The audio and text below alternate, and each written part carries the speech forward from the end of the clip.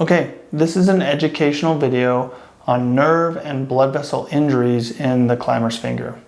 Nerve injuries are pretty unique. They're kind of a climbing injury to the digital nerves of the fingers. If we look at the anatomy of the fingers, there's nerves, small nerves that innervate the hands, both for function of movement but also sensory function, and they run along the sides of the finger. So you can imagine, as this graphic shows, sticking your fingers in a tight pocket and applying pressure down and twisting can certainly apply mechanical stress directly to the digital nerves of the hand. That same mechanism, if I had the blood vessels next to these tissues, we would also get stress to the blood vessels which live on the sides of the finger.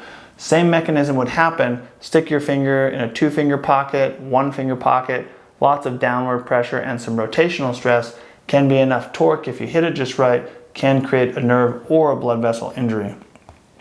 So these are pretty unique to rock climbing. Typically happens as a result of climbing on sharp finger pockets or finger crack climbing, where you're stacking your fingers, sticking them in, finding a small depression, hooking, and then creating a twisting mechanism. Cause here is localized pressure on one or both digital nerves. Typically this is called a neuropraxic injury, so you essentially impede nerve function for a period of time. If we think about the typical time frame holding onto a hold is 5 to 7 seconds. So if I'm grabbing onto a hold with a 2-finger pocket that's tight and I'm twisting and I'm holding this position, 7 seconds is a long enough time to create an impedance of the nerve conduction or the signal across the nerve, which could create an injury to the nerve. Typically these are high load, prolonged, or repeated pressures.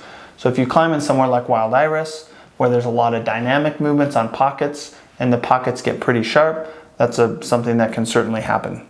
Symptoms typically are numbness, paresthesia. So paresthesia is just a strange sensation. It's tingling, it is lack of awareness of the fingers. And then you can also get neuropathic pain. So these can be quite painful and they're quite alarming. The nerve injury ones are quite alarming.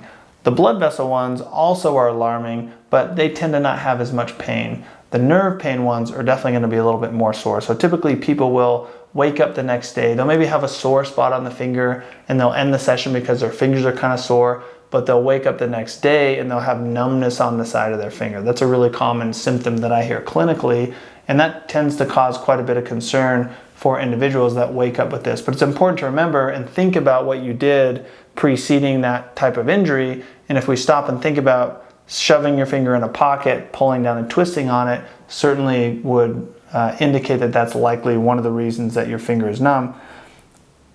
Corresponding finger digital nerve territory is where these will happen. So obviously on the sides of the finger, on both sides, could be on either side. Recovery, most resolve within a few days or weeks. So that's a really important take-home point. There's not a whole lot you can do aside from maintain mobility in the finger, try and reduce the inflammation, stay away from putting direct pressure on the sides of the finger at all costs. In some cases, you need to get away from curling around bars or half crimping, because even when we do this, we're still putting a lot of stress along the PIP joint. So you really want to not splint the finger necessarily, but you definitely want to get away from a lot of high mechanical stress on the finger, either wrapping around something or in those more aggressive half and full crimp positions. Treatment, you can massage these. The massage is really for the blood flow, really for the blood flow and the pain. That's not the same thing as going in there with a tool and scraping at it. That's definitely a bad idea. So a little gentle massage, self-massage, icing, contrast bathing, simple mobility stuff, all totally okay and appropriate to make sure we get blood flow to the tissue, range of motion, nerve gliding as well. All those things are just going to be like good, healthy things for the fingers to be maintained. The blood vessel injuries are scary looking. They're not scary in terms of pathophysiology, but they look very alarming. This is an infographic that I made to demonstrate that there's not many injuries that will bruise the finger other than a stress fracture and a blood vessel injury. Pulleys don't typically create the bruising and the discoloration like this.